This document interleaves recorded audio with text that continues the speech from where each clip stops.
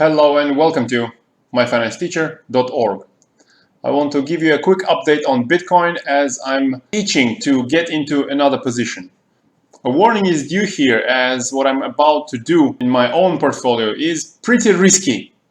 In a couple of previous videos on Bitcoin, we noticed this bearish wedge, and as we were expecting, we broke down from that wedge yesterday. Prior to that, on a more short term, we saw a consolidation in Bitcoin, and I posted this update for YouTube and for gold members at myfinancesteacher.org about raising my stop loss to 7,200. The stop loss did trigger after a while, but so far in March and April, we've had nice little gains in Bitcoin trading. And now, emboldened by these gains, I'm actually trying to go for another long position from here. And in this video, I'm going to tell you why I want to go for that position. So firstly, we seem to be bouncing off this 20-day moving average, that is the red line, the middle of the Bollinger Bands.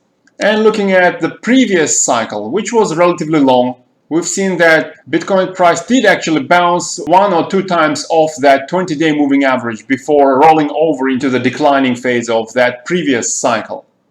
Secondly, our ongoing cycle is now on day 29, so given that these usually last for about 2 months, there is still some potential for Bitcoin to have enough time to give us a slightly higher high, possibly testing 200-day moving average. The next reason is this 14-day RSI, which hasn't come that close to overbought levels yet. And although currently we were rejected by this blue line, which is the 50-day moving average, we didn't have to slice through that 50-day moving average on the first attempt.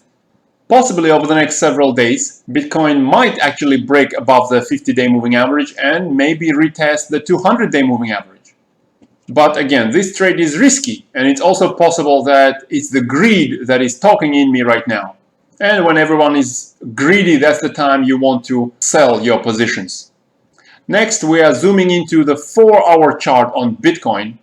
And I just want to mention two things here. Firstly, the RSI, that is a 14-period RSI. Here at the end of March, it just slightly touched the oversold levels and bounced up as price moved higher. Yesterday, several hours ago, we saw RSI also nearly touching that oversold level before it came back to above 41 again.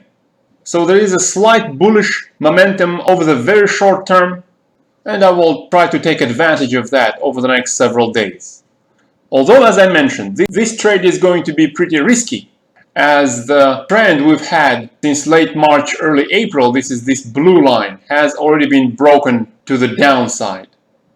But again, even though it is pretty risky, I can keep the risks to a manageable level.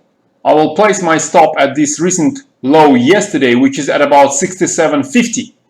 That's only 2.5% risk on the downside. Whereas on the upside, if we retest that 200-day moving average, say at about 80.80, that would be around 16% possible gain on the upside. So I think the risk-reward ratio is attractive for me at the moment. And I am going to try with a long position as soon as I finish this video. So this is actually advanced heads up for you guys.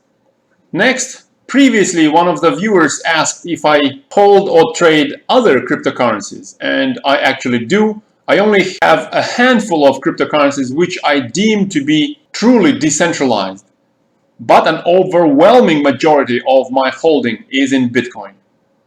This chart is the chart of Ethereum, which I hold as a minority position, and even as a smaller minority, I trade a little bit of Ethereum as well. And the chart of Ethereum to me looks pretty similar to the chart of Bitcoin. And it looks like the cycles in Ethereum last for a little bit shorter than in Bitcoin. And currently we seem to be on day 29 in Ethereum as well.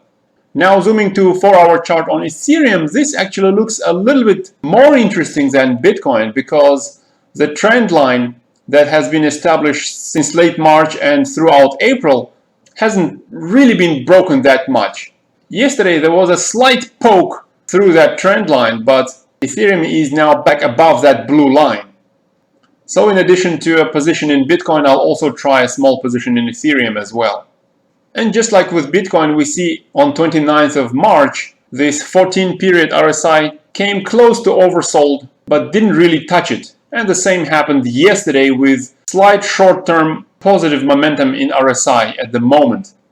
And of course with Ethereum as well, I want to keep my possible losses to a manageable level. I'm going to use this recent low as a stop loss.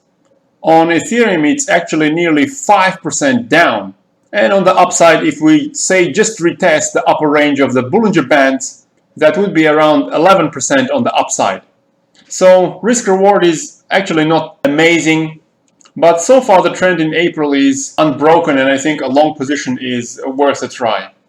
Let me know what you guys think on cryptocurrencies and tell me which ones are truly decentralized. I wish you a nice weekend and good luck in your trades.